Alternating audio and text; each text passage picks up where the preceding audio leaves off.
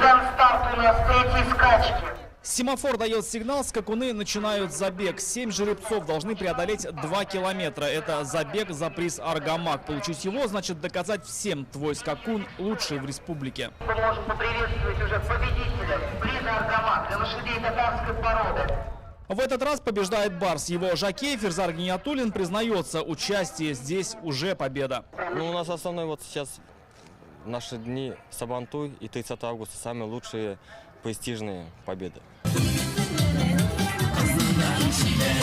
На главные скачки Сабантуя приезжает государственный советник Ментимер Шаймиев и раис республики Рустам Минниханов. Встречают со всем татарстанским радушием, хлебом, солью и чак-чаком.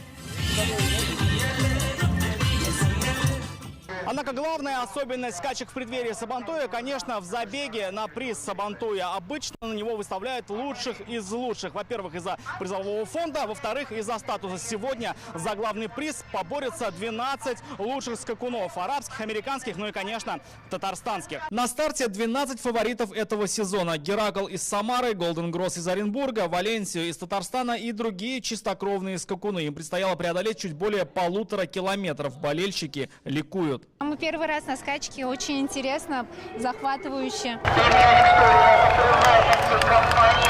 В этот раз лучшим оказался 7-летний жеребец из Татарстана с кличкой Music Story.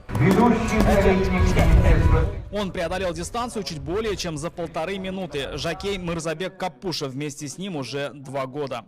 Лошадь очень сильная, она и была фаворитом. На скачках Сабантуя традиционно разыграют несколько престижных призов конного спорта. В завершении пройдут и состязания на лучшего жокея. Рамиль Шайдуллин, Игорь Романов, ТНВ, Казань.